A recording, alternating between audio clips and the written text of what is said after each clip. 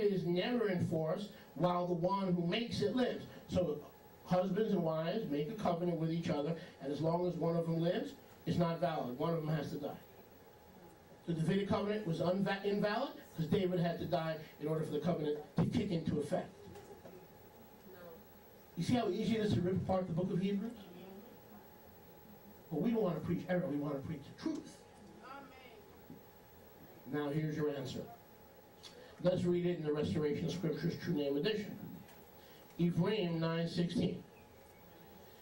For where a oh, wow, what a difference a word makes. For where a will is, as in last will and testament, what a difference a word makes.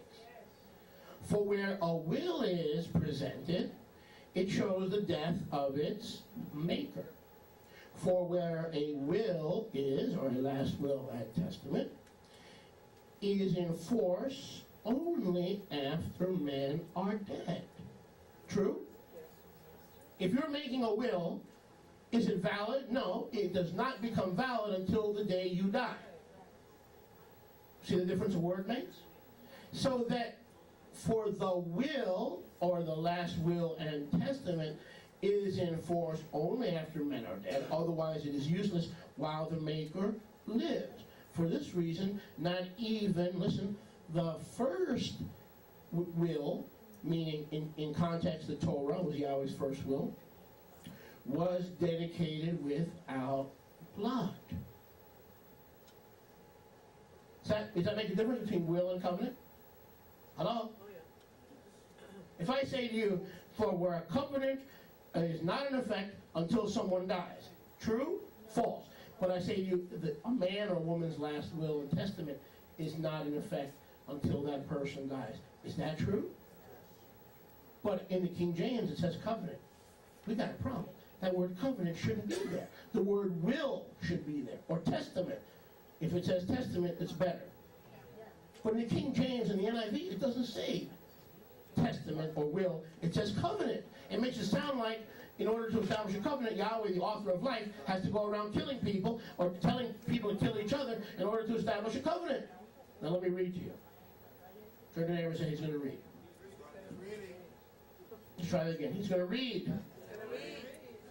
Paul, Rav Shaul, listen, listen carefully so you don't miss the blessing, is merely stating this as an example or a comparison that Yeshua had to die to enact his will.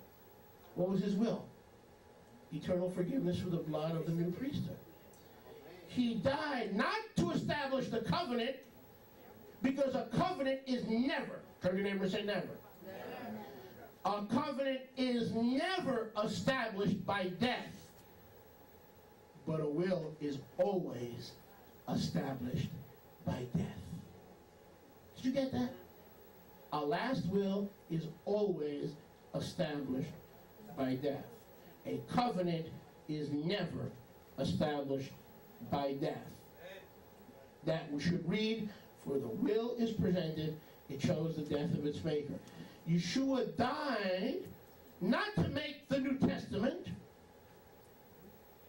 He died to enact the Father's will in your life. Love, forgiveness, mercy, second chance, and the gift of pardon. The gift of pardon. The Father's will. Yeshua died to enact the Father's will and testament into your life. He did not die to make the new covenant. Baloney. It's a lie. It's a false statement. You see what a difference a word makes? You see what a difference one word makes? Brothers and sisters, covenants were, are, and will always be made by prometía. Did I say it right? Promesa. ¿Ah? Promesas. Yo prometí a los promesas. Yo prometo.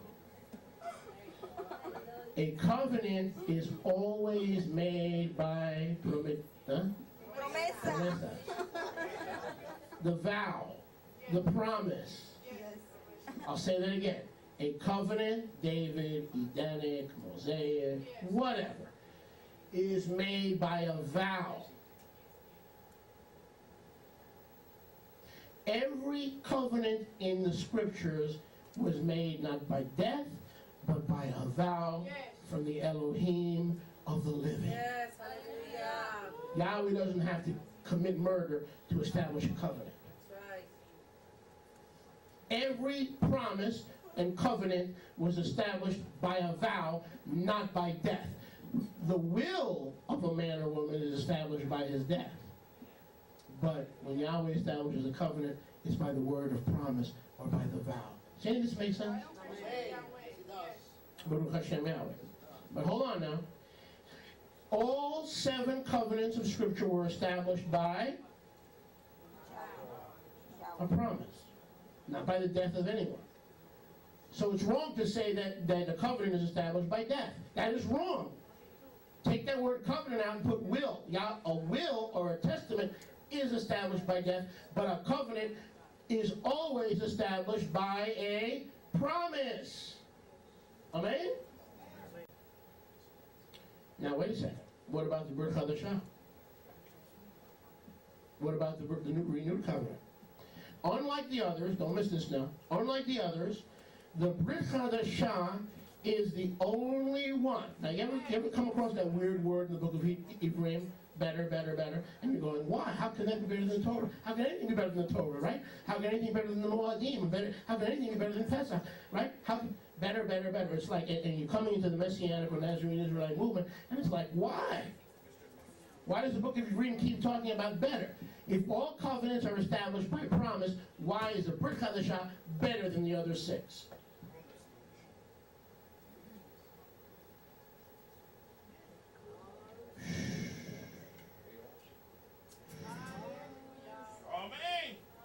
If the covenants of Scripture are established by vows or promises, and they're all established by vows and promises, not by the death of anyone, why is the Brit Chadashah still better than all the other 6 combined? Is this too heavy for you? Watch this. A vow, because the Brit Chadashah, unlike all the other covenants, was established, don't miss this, according to the book of Ephraim, by the vow, the promise, and by the will. Write it down, man. It's good. Say that again. The Brit Chadashah is the only covenant established by promise and by will. Will through the death of Yeshua, and promise through the mouth of Jeremiah. Okay, I got you. That's tight. That's why it's better. It is the only covenant established by promise and the last will and testament of the one making it. I know this is heavy. Yes. You've got to be in the Ruach to receive this. Every covenant was made only by promise. The Brit Chadashah, unlike all covenants, was established by Yahweh's will and by Yahweh's vow. Both. Meaning it is the only covenant that was established by both his will, the death of his son, and his vow through the mouth of Jeremiah. My. Ooh, my goodness.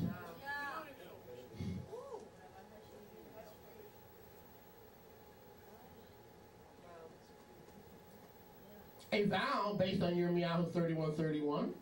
Behold, the days are coming, saying Yahweh, when I will make a Brit Chadashah with the house of Israel and with the house of Judah, I come and every day to my land, which come and they did break. I will have this Yahweh, this will be the covenant that I will do. I will put my word in the inward parts, and they will all know me. Question with this is, remember this is no more, they will teach your neighbor no more. That's what it is, man. Yirmiyahu 31 through 34.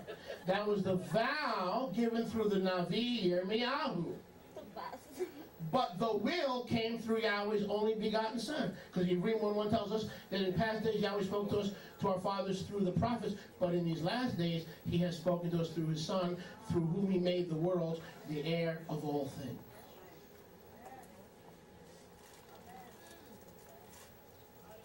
So the Brit Hadashah is given by